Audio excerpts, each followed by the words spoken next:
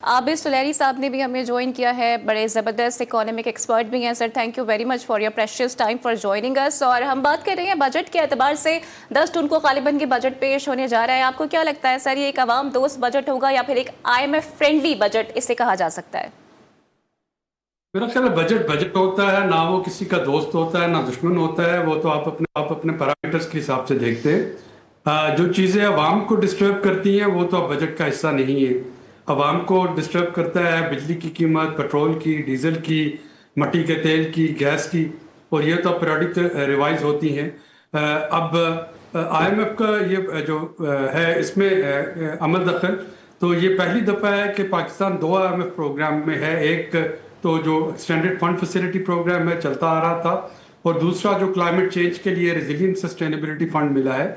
और उसकी वजह से आपको इस बजट में क्लाइमेट चेंज से मुतल्लिका बहुत सी चीज़ें जो है वो नज़र आ रही होंगी, क्योंकि $1.4 बिलियन जो 28 माह के लिए मिले हैं, उसमें डिजास्टर प्रिपेयर्डनेस, जो रिन्यूएबल एनर्जी, पानी की कीमतें, कार्बन टैक्स, कार्बन लेवी, इन चीज़ों पे काफ़ी इसरार है जो पाकिस्तान ने कमिट किया है। तो अगले बजट में एक तो ये क्लाइमेट चेंज के हवाले से जो है वो आप देखेंगे कि स्पेंडिंग है। दूसरा, पाकिस्तान में पहली दफ़ा कार्बन लेवी या कार्बन टैक्स जो है वो इंट्रोड्यूस हो रहा होगा।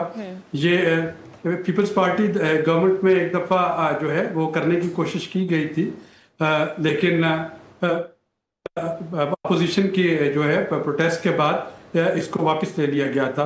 पेट्रोलियम पे ये कार्बन लेवी आई थी कार्बन 2010 में या 2011 में, लेकिन अब जो है दोबारा इसको इंट्रोड्यूस किया जाएगा।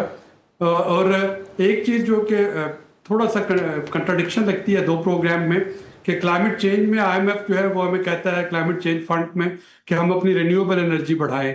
जो रेगुलर प्रोग्राम है उसमें चूंकि हमें अपनी कैपेसिटी पेमेंट चार्जेस और सर्कुलर डेट जो हैं उनको कंटेन करना है, तो वहाँ पे आपकी बिजली और गैस की कीमतें जो हैं वो बढ़ रही होंगी। अब अगर सोलर नेट मीटरिंग जो है वो खत्म होती है या उसका इंसेंटिव बिल्कुल खत्म होता है, ताकि हम कैपेसिटी पेमेंट चार्जेस पूरे कर सकें, तो जाहिर है कि रिन्यूएबल एनर्जी की अपटेक पे फर्क पड़ेगा। मुझे तो ये लग रहा है कि लोग जो है वो ऑफ-ग्रिड सॉल्यूशन की तरफ जाना शुरू कर देंगे, कि अपनी बैटरीज जो है वो लगा लें और जो है वो अपनी खुद से जनरेट करना शुरू कर दें। ऐसे ही जैसे कि बहुत से लोगों ने PTCL के कनेक्शन बंद कर दिए हैं, वो अपनी मर्जी के जो मोबाइल फ़ोन है वो यूज़ कर रहे हैं। तो अगर उस तरह की सिचुएशन बनती है तो कैपेसिटी पेमेंट चार्जेस मजीद बढ़ेंगे, और ये गवर्नमेंट के लिए एक चैलेंज होगा कि एनर्जी की जो लेगेसी पेमेंट है उनको कैसे मैनेज करे। बाकी बजट जो है वो तो उसी तरह का होगा जो पिछले साल का बजट था।